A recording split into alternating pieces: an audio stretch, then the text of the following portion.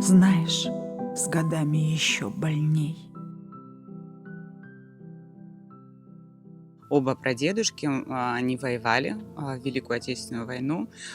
Первый — это Хаджимба Нестор Чинович, это дедушка моей мамы.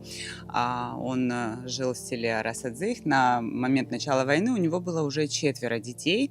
Он был многодетным отцом. В 41 году в Оттапский военкомат пришла повестка. Ее передали домой, и вот он уехал на войну. Прабабушка, она как могла старалась воспитывать детей, но время было сложное, голодное. 2 детей они потеряли. Он даже не узнал о том, что и 2 его детей умерли, остались потом 2 мальчиков. Пришла просто повестка прабабушки о том, что он пропал без вести. Ну, конечно, это была трагедия большая. В 42 году он пропал без вести, и долго о нем ничего не знали. А потом в село вернулся их сосед, который был военнопленным. И он рассказал уже какие-то подробности. Он рассказал о том, что как-то они уже на территории Германии, они переходили реку, как военнопленные, их вели. И он увидел на одном из берегу, значит, лежал человек, и признаки жизни подавал. А у реки женщины набирали воду. И он, когда посмотрел на человека, он говорит: я узнал, что это был Нестор. Да, он лежал, какие-то звуки он издавал, и он попросил одну из женщин, он говорит: я тебя прошу. Ну, он на абхазском ей начал говорить, потому что русского не знал. Он ее начал умолять, показывать жестами, чтобы она его... И она его перевернула на спину, и он был жив. И он говорит, она говорит, показала жестом, что не переживай. По каким-то таким отрывкам сопоставили, что все-таки его выходили, он выжил. Но потом сразу же ушел обратно на фронт и уже, скорее всего, там погиб. Потому что на этом всем след он обрывается. Больше никаких следов о нем не было. У него были еще 2 брата, они тоже с ним ушли на фронт. Один также пропал без вести, а был еще один Апта Хаджимба. Он вернулся. Он был участником ансамбля долгожителей Нарта. И он прожил долгую жизнь. Когда... Кажется, это были нулевые, когда вся эта история, она очень в России активизировалась, когда стали активно искать пропавших без вести, формировать какую-то базу данных, и мы тоже старались подключиться. То есть там моя бабушка, она даже писала на «Жди меня», тогда они тоже этим занимались. Ей очень хотелось его найти. В один из таких дней, я помню, мы узнали про сайт ОБД Мемориал, он был самым первым. И там мы вбили в начале, не было ничего. Все-таки ждали, и через пару лет опять была попытка, мы вбили, и он там появился.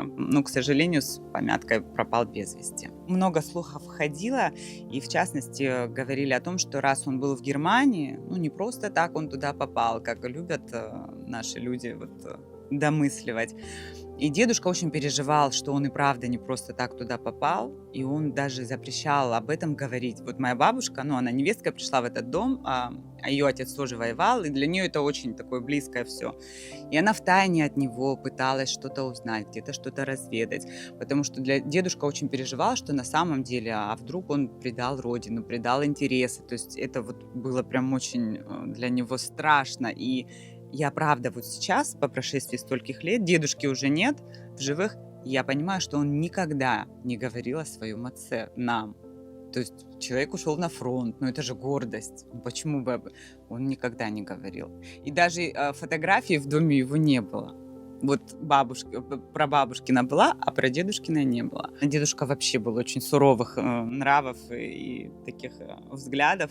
Весьма сдержанно, но я думаю, что для него это было очень большим облегчением.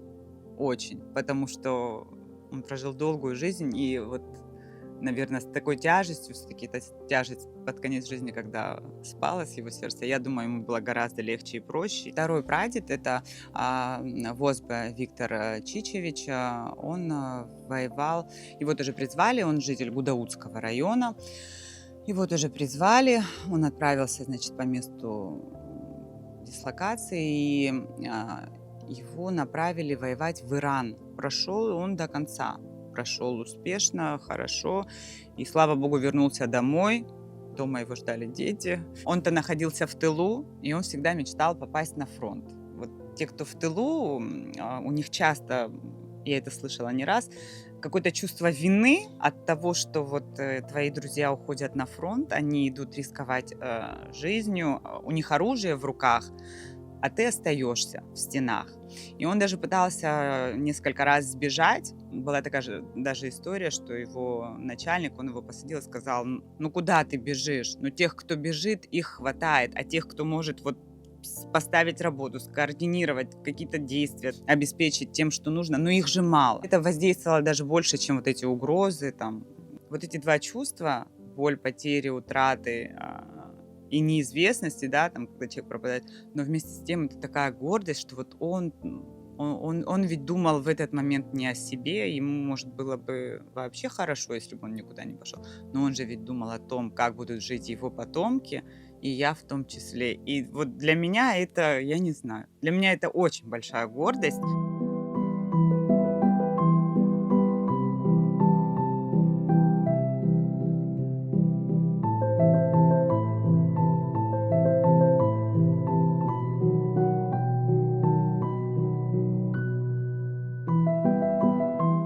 Знаешь, с годами еще больней.